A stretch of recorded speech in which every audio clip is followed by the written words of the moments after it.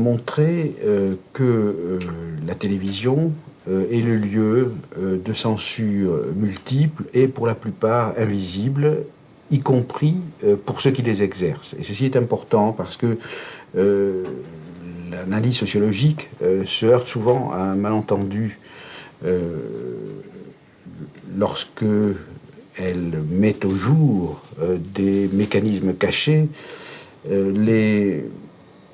Ceux qui font l'objet de ces analyses, dans le cas particulier des journalistes, ont tendance à penser que le travail de dénonciation, avec une apostrophe, est un travail de dénonciation, et de dénonciation personnelle. Et ils se sentent en quelque sorte visés par les analyses. Alors que plus on avance dans l'analyse d'un mécanisme, d'un milieu, d'un fonctionnement social, plus, en quelque sorte, on est amené à dédouaner les agents de leurs responsabilités. Ce qui ne veut pas dire qu'on justifie tout ce qui se passe dans un univers social, mais plus on comprend comment il fonctionne, plus on comprend aussi que les gens qui le font fonctionner sont manipulateurs autant que manipulés. Ce qui ne veut pas dire qu'ils ne manipulent pas. Et souvent, ils manipulent d'autant mieux qu'ils sont eux-mêmes manipulés et inconscients de l'être.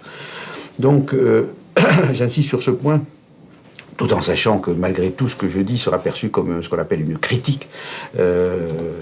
C'est aussi une manière pour les groupes sociaux analysés de se défendre contre l'analyse. Donc la télévision est le lieu de censure. Ces censures, on s'attend à ce que je dise qu'elles sont politiques.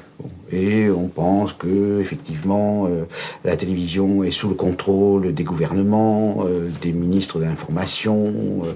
On proteste contre le fait que la France est un ministre de l'information, ce qui évidemment n'est pas très défendable, mais l'important n'est pas tellement là. On peut penser aussi aux censures économiques. En fait, il est vrai qu'en dernier ressort, on pourra dire que ce qui pèse sur la télévision, c'est toute la logique économique. Alors, j'ai bien en dernier ressort, en dernière analyse. Cela dit, dire simplement que ce qui se passe à la télévision est déterminé par les gens qui possèdent la télévision, par les annonceurs qui payent la publicité, par l'État qui donne des subventions, je pense que c'est très insuffisant et que si on ne savait sur une chaîne de télévision que le nom du propriétaire, la part des annonceurs dans le budget, des différents annonceurs, etc., et le montant de subvention, on ne comprendrait pas grand-chose. Voilà, ce sont des choses tellement grosses et grossières que la critique la plus élémentaire les perçoit. Il me semble que ce que je veux montrer est beaucoup plus subtil et donc beaucoup plus dangereux. Bon, je parle souvent de violence symbolique. Enfin, bon, c'est une notion qui peut paraître abstraite et difficile, mais je crois qu'elle est utile en l'occurrence. La violence symbolique est une violence, ce sont des coups en quelque sorte, qui s'exercent avec, en quelque sorte, la complicité tacite de ceux qui la subissent et de ceux qui l'exercent, dans la mesure où les uns et les autres sont inconscients de subir cette violence.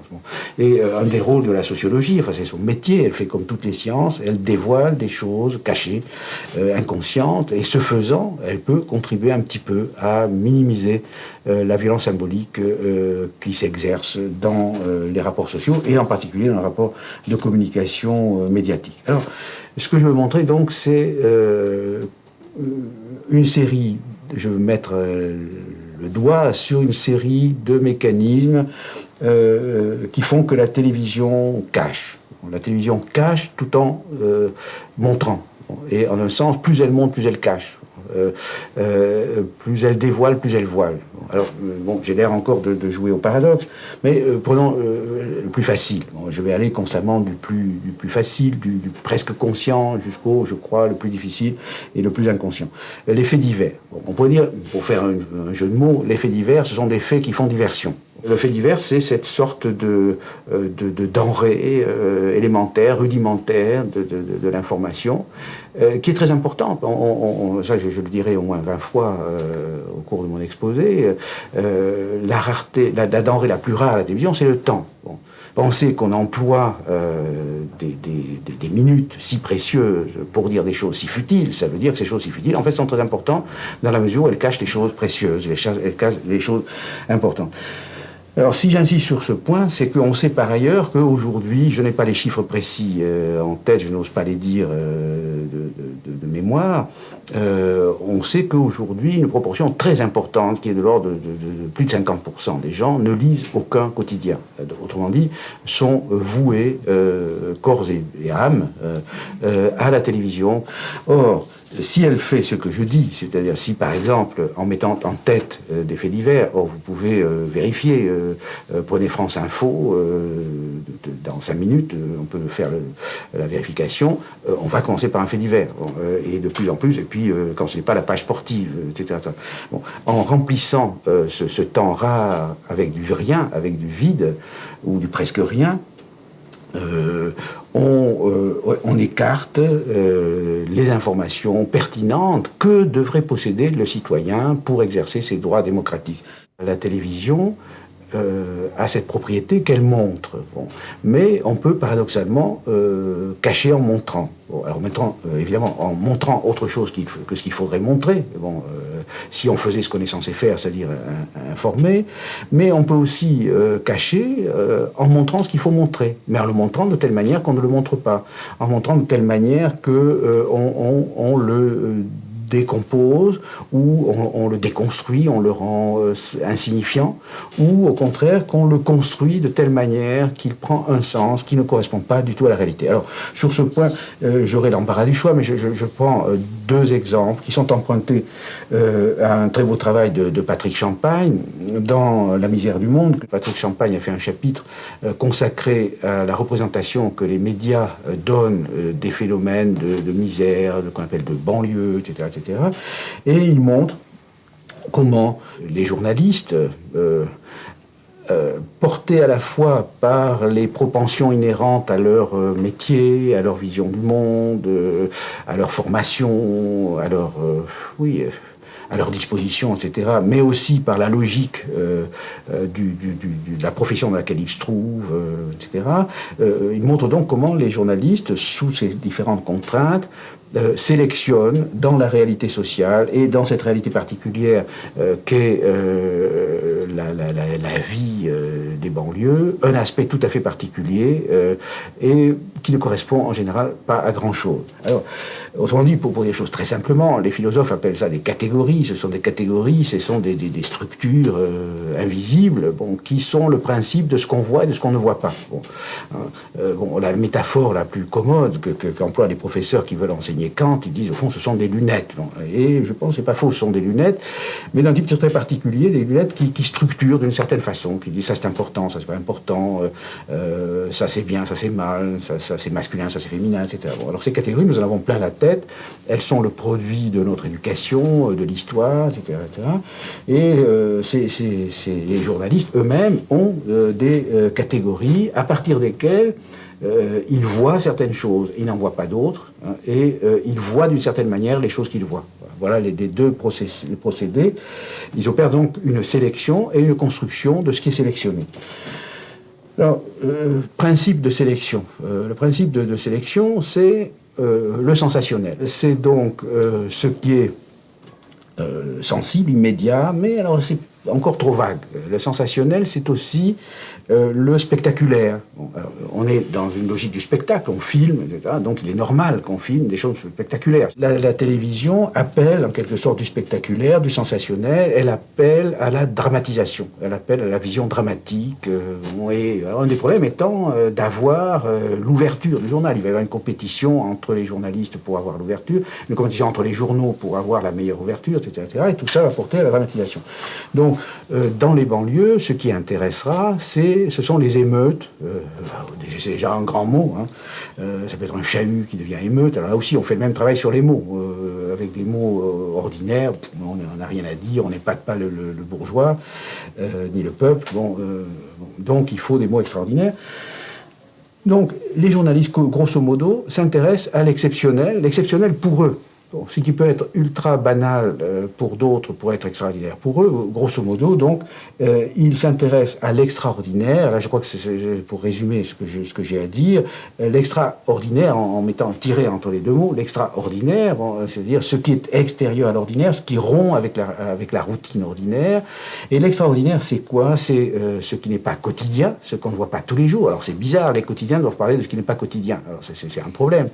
Et ils doivent parler quotidiennement de l'extra-quotidien. C'est du boulot, il faut voir, le métier de journaliste n'est pas facile, je ne le critique pas. Donc, l'extraordinaire, ça sera quoi? Ce qui sort du cadre quotidien. Bon, alors ça va être justement le fait divers, etc. Et aussi, alors c'est là que ça devient plus grave, ça va être ce qui est extraordinaire par rapport aux autres journaux. Bon, donc c'est la double définition, c'est ce qui est différent de l'ordinaire et ce qui est différent de ce que les autres journaux disent de l'ordinaire, ou disent ordinairement. Bon. L'image a cette force exceptionnelle qu'elle peut produire ce que les critiques littéraires appellent un effet de réel. Elle peut faire croire, elle peut faire voir et faire croire à ce qu'elle veut faire, à ce qu'elle fait voir.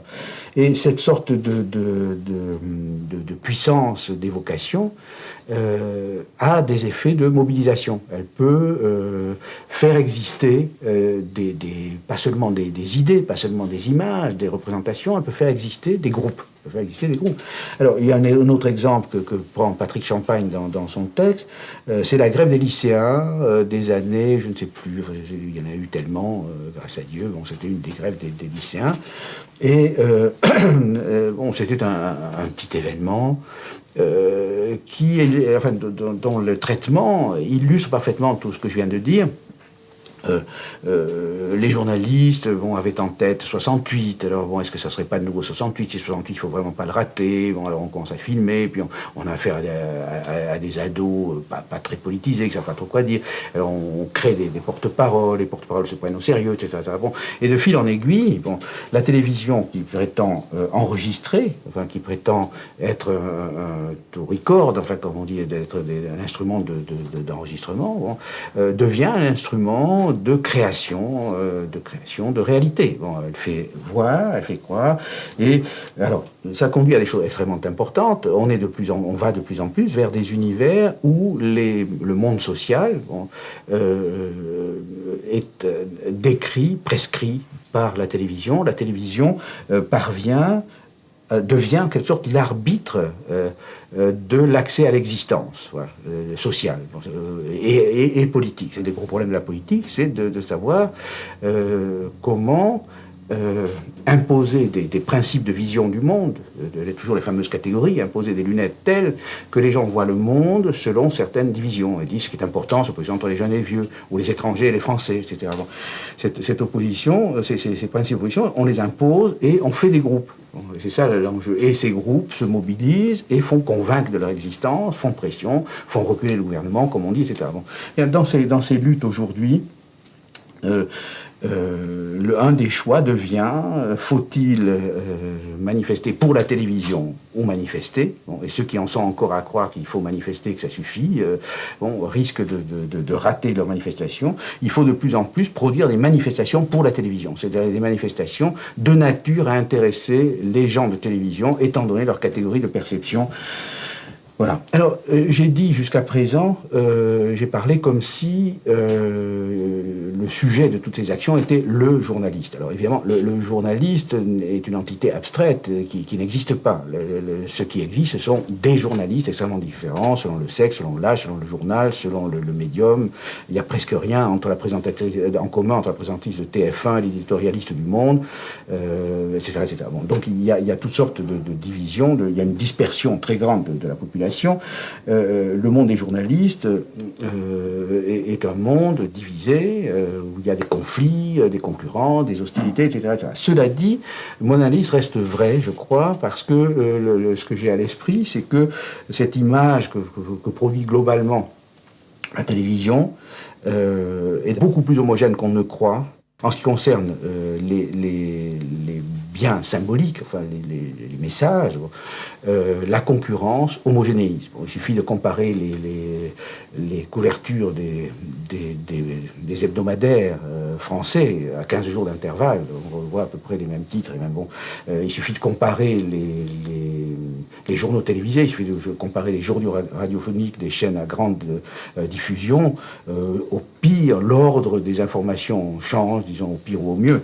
En fait, il y a une sorte d'unification par la concurrence, et les produits télévisés sont des produits de collectif, mais pas seulement du collectif constitué par l'ensemble du journal ou l'ensemble d'une rédaction, mais du collectif constitué par l'ensemble des journalistes. Bon, c'est-à-dire que, bizarrement, on pourrait dire, on pose toujours la question, mais qui est le sujet d'un discours, hein? Je suis en train de parler, et qui parle? Est-ce que c'est moi?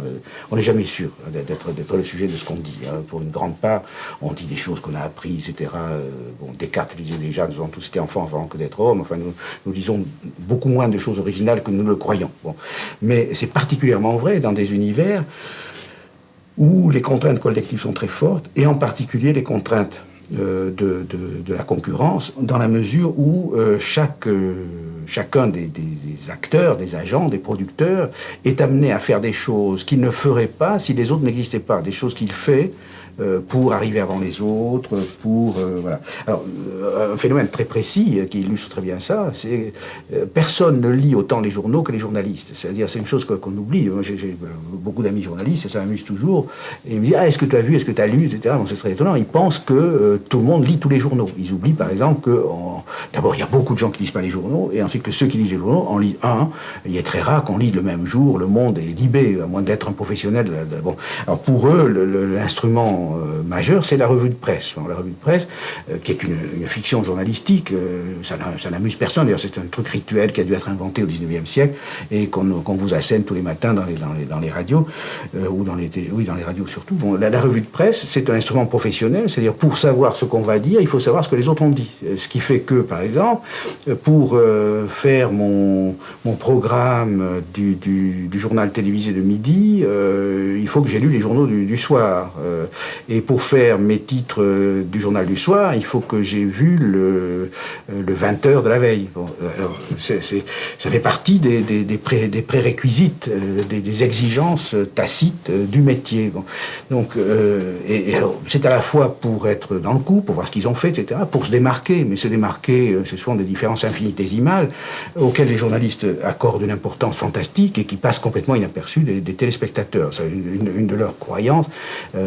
C'est que, par exemple, lorsqu'ils battent, un exemple, bon, on dira, bon, je cite, hein, les sociologues sur la cité, ils disent on a niqué TF1. Bon, alors ça veut dire quoi? On a niqué TF1, c'est comme ça qu'on parle. C'est une façon de dire nous sommes en concurrence, nous produisons des petites différences, hein, on retraduit ça. Bon, exister dans beaucoup d'univers sociaux, c'est pareil chez les intellectuels, hein, c'est différé. Hein, c'est comme, je dis aux intellectuels pour les énerver, vous êtes comme des phonèmes, vous existez par la différence. Bon, alors, bon, on a niqué TF1, ça veut dire on est une différentielle de sens. Bon, on est arrivé trop vite avant. Alors, ça veut dire quoi? Ça veut dire, eux, ils n'ont pas eu le son, nous, on a le son. Ou bien, ils ont des trucs absolument imperceptible, bon, du spectateur moyen qui ne pourrait percevoir s'il voyait les deux. Alors, il n'y a pas de gens assez vicieux pour se taper deux journaux télévisés. Bon. Donc, de toute façon, ça passe complètement inaperçu, et ça reste... et en même temps, c'est très important du point de vue des producteurs qui agissent en vue de produire des différences dont personne ne s'aperçoit, mais parce qu'ils ont l'idée que ces différences étant perçues, elles contribuent à l'audimat. Et l'audimat, alors ça, j'y reviendrai, l'audimat, c'est le dieu caché de cet univers, c'est ce qui règne sur les consciences, et perdre un point d'audimat, dans certains cas, c'est la mort, hein, c'est la mort sans phrase. Bon. Si on se demande, enfin, c'est une question qui peut paraître naïve, comment sont informés les informateurs? Bon, ces gens qui sont chargés de nous informer, comment s'informent-ils? Bon. en gros, les informateurs sont informés par d'autres informateurs. Il y a une sorte de cercle de l'information. Bon, bien sûr, il y a l'AFP, il y a les agences, etc., mais une part très importante, peut-être la part essentielle, celle qui décide, c'est conduit à décider cette sorte de méta-information, d'information sur l'information qui permet de décider ce qui est important, ce qui mérite d'être transmis, etc. Cette information sur l'information vient en grande partie des autres informateurs. Et cela conduit à une sorte de nivellement, d'homogénéisation des hiérarchies d'importance. Alors, je me rappelle avoir eu un entretien avec, je crois que ça s'appelle un directeur des programmes, enfin celui qui décide, enfin ce qui sera mis dans le journal de 20 heures, etc., dans une chaîne publique. Il était dans l'évidence totale. Je lui disais, mais pourquoi mettez-vous ça en premier, ça en second? Bon, c'est évident. Bon, alors l'évidence, enfin, n'est jamais évident. Enfin, c'était bon, c'est évident pour quelqu'un qui a des catégories de perception qui sont ajustées aux catégories objectives. Bon, c'est un peu abstrait, mais c'est évident sous certaines conditions. Bon. Et évidemment, dans les différentes positions à l'intérieur du milieu du journalisme, les différents journalistes trouvent inégalement évident ce qui est tenu pour évident. Bon, alors je pense que par exemple les directeurs de chaîne, les Guignols plaisantent sans arrêt sur un certain nombre de responsables des émissions, ceux qui incarnent l'audimat et qui chassent enfin un producteur, un présentateur malheureux. Bon, c'est espèce de dieu méchant qui incarne. Bon, ces gens-là ont un sentiment de l'évidence qui n'est pas nécessairement le sentiment de l'évidence de la petite pigiste qui débarque pour faire un sujet, ou bien qui propose un sujet à qui on dit non, ça n'a aucun intérêt, ou etc. Bon. Donc on ne peut pas concevoir ce milieu comme totalement homogène. Et il y a, et c'est pourquoi mes analyses peuvent paraître très très injustes, il y a des braves gens, des petits, des petites, des jeunes, des subversifs, des casse-pieds qui luttent désespérément pour introduire des petites différences dans cette énorme bouillie homogène qu'imposent les cadres, etc. Mais les cadres eux-mêmes n'étant que le bras, oui c'est ça, le bras de l'audimat. Bon, j'en viens à l'audimat, parce que c'est le plus important.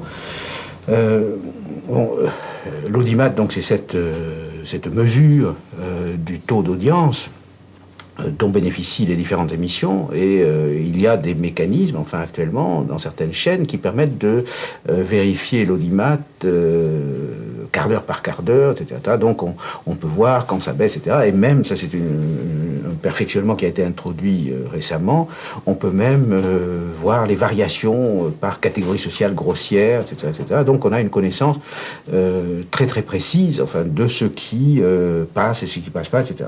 Et cette sorte de mesure est devenu le jugement dernier. Enfin, c'est le jugement dernier du journaliste qui, jusque dans les lieux les plus reculés du journalisme, les plus autonomes, peut-être à part le Canard enchaîné, le Monde diplomatique, il y a et puis quelques petites revues d'avant-garde animées par des gens généreux et irresponsables. Enfin, actuellement, l'audimat est dans tous les cerveaux. Je pense que la force de cette institution a été de créer ce que les historiens appelleraient une mentalité. Il y a une mentalité audimat aujourd'hui dans les salles de rédaction, dans les maisons d'édition, etc. On pense en termes de succès commercial. Bon, parce qu'audimat, ça veut dire ça. Ça veut pas dire le succès démocratique, ça veut dire le succès commercial. Et bon, il y a simplement une trentaine d'années, et ça depuis le milieu du XIXe siècle, depuis Baudelaire, Flaubert, etc., le succès commercial pour un écrivain était suspect. Le succès commercial, enfin pour un écrivain, oui c'est ça, dans le milieu des écrivains d'avant-garde, des écrivains pour écrivains, des écrivains reconnus par les écrivains, de même pour des artistes reconnus pour les artistes, le succès commercial immédiat était suspect. On y voyait un signe de compromission avec le le siècle, avec l'argent, etc. À travers l'audimat, c'est la logique du commercial, bon, qui s'impose aux productions culturelles. Or, il est important de savoir que, historiquement, toutes les productions culturelles que nous considérons, au moins moi, et un certain nombre, heureusement je ne suis pas le seul, j'espère, qu'un certain nombre de gens considèrent comme les productions les plus hautes de l'humanité, les mathématiques, la poésie, la littérature, la philosophie, etc. Toutes ces choses, enfin, bon, ont été produites contre l'équivalent de l'audimat. Elles ont été produites contre la logique du commerce. Or, donc, voir se réintroduire cette mentalité audimat jusque dans les univers de production d'avant-garde, jusque chez les éditeurs d'avant-garde, jusque dans les institutions savantes, bon, qui se mettent à faire du marketing, etc. Bon, c'est très très inquiétant parce que cela risque de mettre en question les conditions même de la production de ces œuvres ésotériques, réservées à quelques-uns, mais qui en même temps sont les accomplissements les plus hauts de l'esprit humain.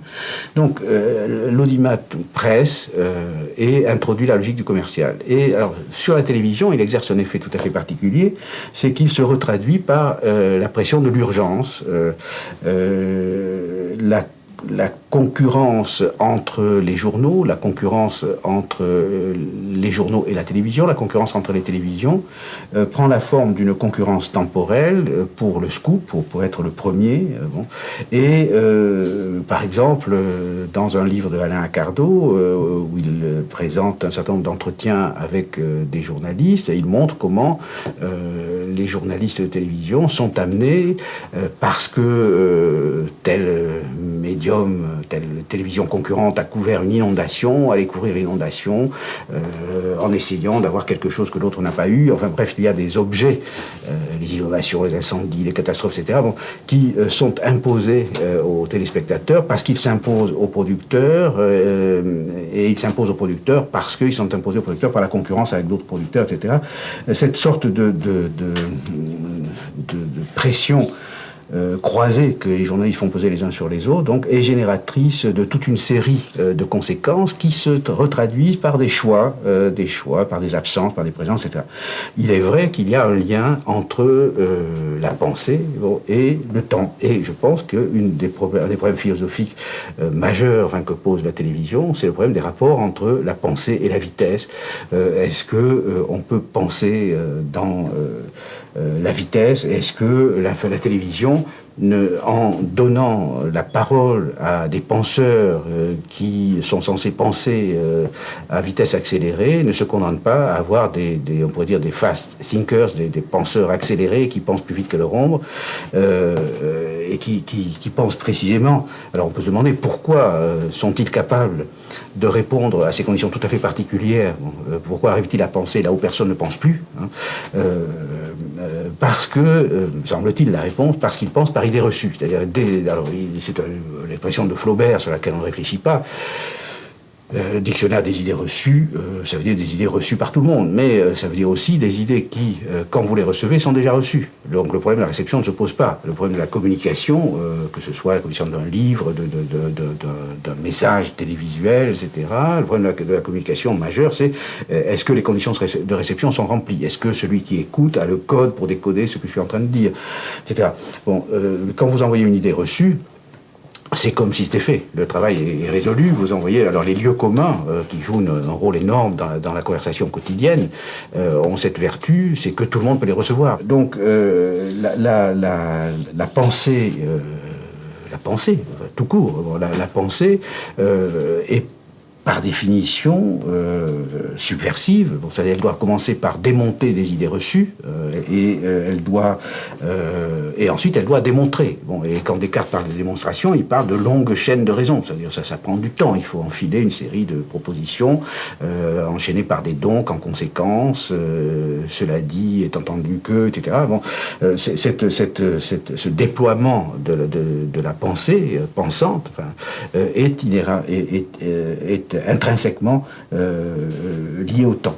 Bon, c'est pas seulement parce que, et ça fait partie aussi de la condition de l'urgence, ils ont des carnets d'adresses. On dit sur la Russie, c'est même carré en cause. Enfin, il y a comme ça des locuteurs obligés qui dispensent de chercher qui aurait peut-être quelque chose vraiment à dire. Etc. Bon, mais il y a aussi le fait que pour être capable de penser dans des conditions où on ne pense plus, en état d'asphyxie de pensée, bon, il faut être un penseur d'un type particulier. Alors, il faudrait passer au débat, parce qu'on peut dire, mais il y a tout de même à la télévision place pour des débats. Alors là, je vais aller vite parce que je pense que la démonstration est plus facile à faire. Il y a d'abord les faux débats, les vrais faux débats. Bon, ceux qu'on reconnaît tout de suite quand vous voyez à la télévision Alain Minc et Attali, quand vous voyez Alain Minc et Sormand, quand vous voyez Julliard et Imbert, etc. Bon, il y a un monde clos d'interconnaissance, d'intercommunication qui est dans une logique d'auto-renforcement permanent. Bon, ce sont des gens qui se voient entre eux, qui se confirment, qui s'opposent, mais de manière tellement convenue. Alors, il y a des débats apparemment vrais, et je vais en analyser un assez rapidement. C'est c'est un exemple que j'ai pris, c'est le débat organisé par Cavada pendant les grèves de novembre. Bon, c'est un débat qui a toutes les apparences du débat démocratique. Bon, et c'est pour ça que je l'ai pris, pour pouvoir raisonner a fortiori. C'est le plus mauvais exemple pour ma thèse. Donc je pense que si je convainc à propos de cet exemple, a fortiori on pourra faire ça sur le débat de Bilalian, qui lui était caricatural, tout le monde s'en est aperçu, bon, ou sur les débats ordinaires. Quand on regarde ce qui s'est passé à ce débat, et là je vais procéder comme j'ai fait jusqu'à présent, je vais aller du plus visible au plus caché, on voit une série d'opérations de contraintes, de censure. Bon, premier niveau, le rôle du présentateur. Alors ça, c'est ce qui frappe toujours les spectateurs. Les spectateurs voient bien que le présentateur fait des interventions contraignantes. Bon, c'est lui qui impose le sujet, c'est lui qui impose la problématique. Par exemple, dans le débat de Durand, il y avait « Faut-il brûler les élites ?» Oui, ça, c'est assez raffiné. Tout le monde sait que on sait d'avance la question, c'est une question tellement absurde que bon, la réponse oui ou non sont également absurdes. Enfin, bon. Donc, il impose la problématique, il impose les questions précises au nom du respect de la règle du jeu. Hein, alors évidemment, le respect de la règle du jeu est à géométrie variable. Ça serait facile à démontrer. La règle n'est pas la même quand il s'agit d'un syndicaliste, quand il s'agit de M. Perfit, membre de l'Académie française, etc. Bon, il distribue la parole. Il distribue les signes d'importance, ce qui est alors là extrêmement important. C'est un travail qu'ont fait certains sociologues. Enfin, ils ont essayé de dégager l'implicite, enfin, de la communication, l'implicite non verbal de la communication verbale. Bon, c'est-à-dire que nous disons autant par les regards, par les silences, par les gestes, par les mimiques, les mouvements des yeux, etc., que par la parole elle-même, bon, et aussi par l'intonation, par toutes sortes de choses qui bon. Or, ce qui est important, c'est ce qui devrait décourager les fanatiques des miroirs de Narcisse, c'est devrait les décourager d'y aller. En fait, on livre énormément plus qu'on ne peut contrôler. C'est impossible. Il y a tellement de niveaux dans l'émission, ne serait-ce que du langage. Enfin, si on contrôle le niveau phonologique, on n'y contrôle pas le niveau syntaxique. Enfin bref, il y a tellement de choses à contrôler. Et si en plus on ajoute le geste, etc., il y a tellement de choses à contrôler que personne, même le plus maître de lui-même, à moins de jouer un rôle ou de faire la langue de bois, ça c'est une des fonctions de la langue de bois, jouer un rôle finalement, personne ne peut tout contrôler. Bon, alors, le présentateur lui-même intervient par le langage conscient, sa manière de poser les questions, par exemple son ton. Il dira aux uns veuillez répondre, vous n'avez pas répondu, vous n'avez pas répondu à ma question, sur un ton cassant, mais j'attends votre réponse. Est-ce que vous allez reprendre la grève, etc. Bon. Et aux autres, il dira, mais sur un ton respectueux. Bon. Alors j'ai vu un exemple qui est très, très significatif, c'est le merci. J'ai comparé, ça peut se faire avec des exemples. Il y a une manière de dire merci qui consiste précisément à remercier. C'est merci, ça veut dire ça va, terminé, passons au suivant. Ou on dit vraiment merci, je vous remercie, on accorde de l'importance à votre parole, enfin on accueille la parole. Bon, alors ça se manifeste infinitésimalement, mais l'interlocuteur encaisse. Il encaisse la sémiologie, enfin la sémantique apparente et la sémantique cachée. Il encaisse les deux et il peut perdre ses moyens. Comme on dit. Donc le présentateur distribue les temps de parole, il distribue le ton de parole, respectueux ou dédaigneux, attentionné ou impatient. Il fait, par exemple, il y a une façon de faire ouais. Allez, c'est pas encore fini. Enfin, qui consiste à faire sentir à l'interlocuteur. Par exemple, dans les entretiens, nous savons ça très bien. Il y a une manière. C'est très très important de renvoyer aux gens des signes d'acquiescement, des signes d'intérêt. Sinon les gens se découragent, peu à peu la parole tombe. Enfin, nous attendons même des toutes petites choses, du type oui, des hochements de tête, des petits signes d'intelligence, comme on dit. Bon. Ces choses-là, le présentateur les manipule consciemment et inconsciemment. C'est encore son inconscient très souvent qui intervient plus que son conscient, et par exemple son respect des grandeurs, qui sont souvent des fausses grandeurs. Dans le cas particulier, un autodidacte un peu frotté de culture va admirer les fausses grandeurs, les académiciens. Donc il va manipuler encore l'ordre de parole, il va surtout manipuler l'urgence. Et là, on retrouve l'éternel problème. Il se sert du temps et de l'urgence du temps, de l'horloge, de la clepsydre, comme disait Platon, pour couper, pour ne pas laisser parler, pour interrompre. Et alors là, il a un recours, comme tous les présentateurs, il se fait le porte-parole du public. Et il dit je vous interromps, je ne comprends pas ce que vous voulez dire. Bon, alors, il ne laisse pas entendre qu'il est idiot, ça peut arriver. Il laisse entendre que le téléspectateur de base, qui par définition est idiot, ne comprendra pas. Et que donc il se fait le porte-parole des imbéciles pour interrompre un discours intelligent. Voilà. Bon, alors que, ça je l'ai observé, les gens supposés demander ce rôle sont les plus énervés par les coupures. Hein, bon.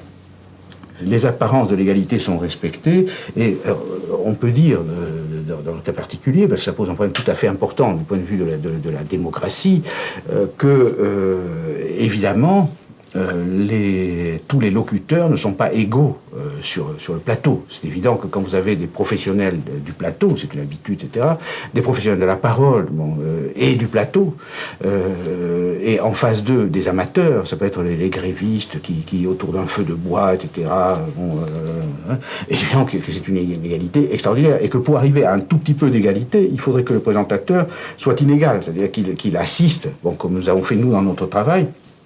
Quand nous voulons que quelqu'un qui n'est pas un professionnel de la parole parvienne à dire des choses, et souvent ils disent des choses tout à fait extraordinaires que les gens qui ont la parole à longueur de temps ne sauraient même pas penser, il faut faire un travail d'assistance à la parole. Pour ennoblir ce que je vais dire, c'est la mission socratique dans toute sa splendeur, ça consiste à se mettre en quelque sorte au service de quelqu'un dont on estime que la parole est importante, dont on veut savoir ce qu'il a à dire, savoir ce qu'il pense, tout en l'aidant en quelque sorte à accoucher.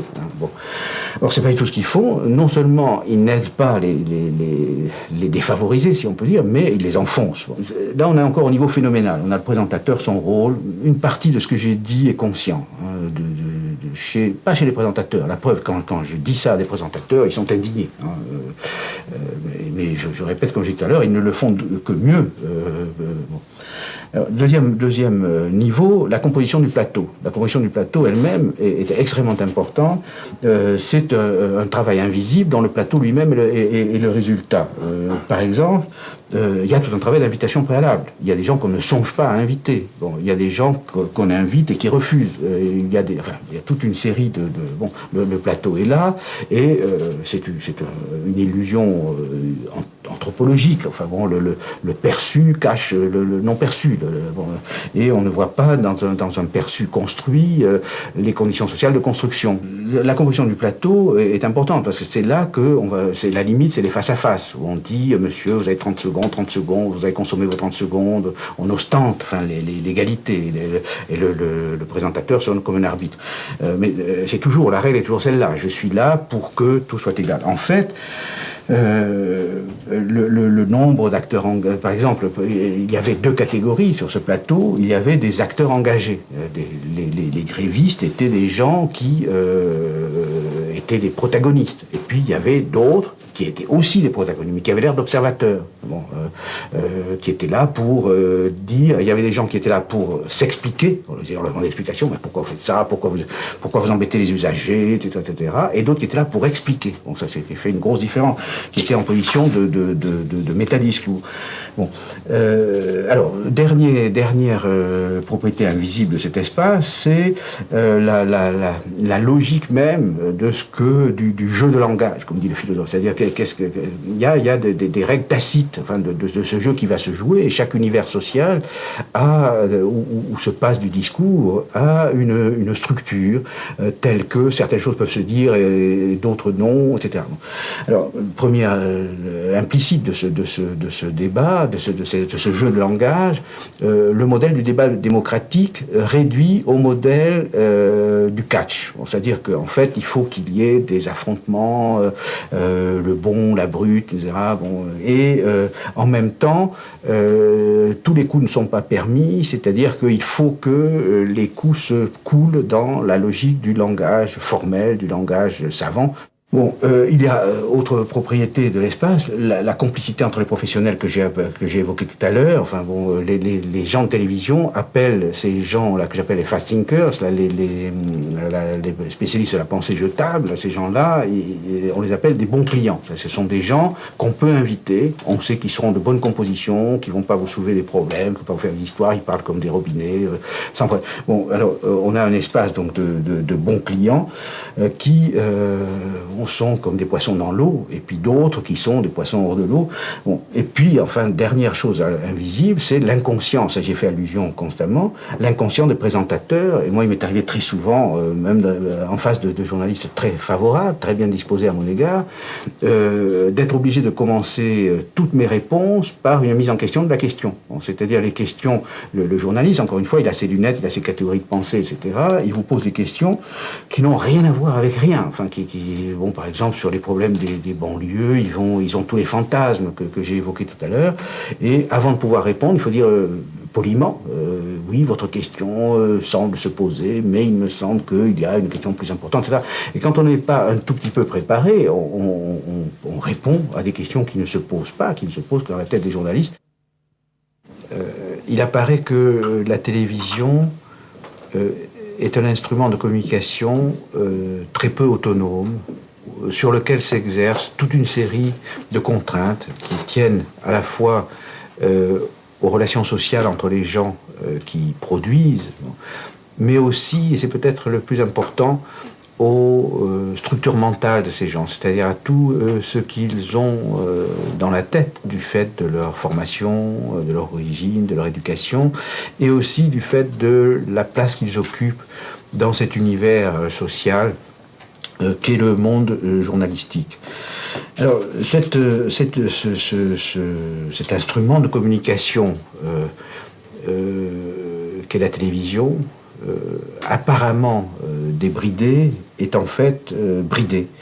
Lorsque, dans les années 60, la télévision est apparue comme un phénomène nouveau, un certain nombre de sociologues, avec beaucoup de guillemets, se sont précipités pour dire que la télévision, en tant que moyen de communication de masse, allait massifier.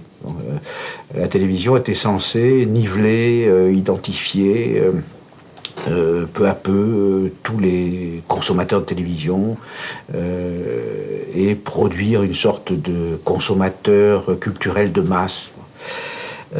En fait, il surestimait la capacité que détient la télévision d'agir sur les téléspectateurs. J'avais très peu parlé, et je n'en parlerai pas dans cet exposé.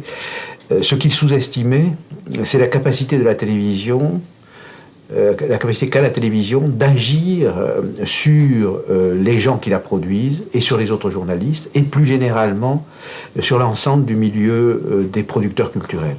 Et le phénomène le plus important, qui était assez difficile à prévoir, c'est l'extension extraordinaire de l'emprise de la télévision sur l'ensemble des activités de production culturelle, y compris les activités de production scientifique, y compris les activités de production artistique. Enfin, aujourd'hui, la télévision a modifié très profondément tous les univers sociaux, et elle a porté, et cela parce que elle porte à l'extrême, à sa limite, une contradiction qui hante tous les appareils de production culturelle. Et cette contradiction, il faut que je l'explicite rapidement, parce que elle était présente souterrainement dans tout ce que j'ai dit jusqu'à présent. C'est la contradiction entre les conditions dans lesquelles il faut être placé pour pouvoir produire un certain type d'œuvre. J'ai cité les mathématiques parce que c'est le plus évident, mais c'est vrai aussi de la poésie d'avant-garde, c'est vrai aussi de la philosophie, c'est vrai aussi de la sociologie, etc. Donc, contradiction entre les conditions sociales et économiques dans lesquelles il faut être placé pour pouvoir faire des œuvres qu'on appelle pures. Pur, c'est un mot un peu ridicule, disons autonomes par rapport aux contraintes commerciales, etc. Et d'autre part, les conditions sociales de transmission des produits obtenus dans ces conditions. Bon, c'est-à-dire il y a une contradiction entre les conditions dans lesquelles il faut être pour pouvoir faire des mathématiques d'avant-garde, de la poésie d'avant-garde, et les conditions dans lesquelles il faut être pour pouvoir transmettre ces choses à tout le monde. Bon. Et la télévision porte à l'extrême cette contradiction. Dans la mesure où elle subit plus que tous les autres univers de production culturelle la pression du commerce par l'intermédiaire de l'audimat, etc. Alors, ce qui advient, c'est que dans cet univers de ce petit monde, ce petit microcosme qu'est le monde du journalisme, les tensions entre ceux qui voudraient défendre les valeurs de l'autonomie, de liberté à l'égard du commerce, de liberté à l'égard de la commande, liberté à l'égard des chefs, liberté, etc. Bon, la tension entre donc ceux qui voudraient défendre la liberté et ceux qui se soumettent à la nécessité et qui en sont récompensés. Bon, ces contradictions sont très grandes, et je pense qu'il y a dans le journalisme actuellement de très grandes tensions qui ne s'expriment pas parce que les conditions ne sont pas très favorables. Par exemple, il est très significatif que dans les mouvements de grève récents, la télévision et la radio ont été silence radio, alors qu'en 68, la radio et la télévision ont été un des lieux de contestation majeure, pour mille raisons. Donc je pense que ces tensions sont rentrées, ces tensions sont refoulées, sont censurées, et cela dit, la télévision est déchirée par toute une série de contradictions. Autrement dit, cette tension entre ce qui est demandé par la profession et les aspirations que les gens acquièrent dans les écoles de journalisme, etc., cette tension est de plus en plus grande, quoique il y ait aussi une adaptation anticipée, c'est-à-dire qu'il y a une fraction de gens, on dit dans l'ombre, ils sont mal vus, mais ils s'adaptent. Et un journaliste me disait récemment que la crise de la quarantaine qui était connue chez les journalistes, il fallait arriver jusqu'à 40 ans pour découvrir que c'était pas du tout ce qu'on croyait. Et les journalistes faisaient une espèce de désenchantement qui coïncidait avec la quarantaine. Ça devient une crise de la trentaine, c'est-à-dire les gens découvrent de plus en plus vite les nécessités terribles du métier, et en particulier toutes les contraintes terribles associées à l'audimat, etc. Bon. Donc, pour une seconde, donc maintenant, pour comprendre, oui, une chose importante, c'est que j'ai pu laisser entendre tout au long de mon exposé que j'ai pu laisser croire que j'imputais aux responsabilités individuelles des présentateurs, des communicateurs, etc. Les phénomènes que je décris, en fait, pour comprendre vraiment, il faut passer au niveau des mécanismes globaux, au niveau des structures. Et, Platon disait que nous étions les marionnettes de la divinité. En fait, il y a, le monde de la télévision est vraiment un univers où on a l'impression que les agents sociaux, tout en ayant toutes les apparences de l'importance, de la liberté, de l'autonomie, tout en étant entouré d'une aura extraordinaire. Enfin, les journaux de télévision chantent les louanges de ces gens. Bon, ces gens-là sont très peu de choses. Enfin, sont des marionnettes d'une nécessité qu'il faut décrire, d'une structure dont il faut décrire les mécanismes.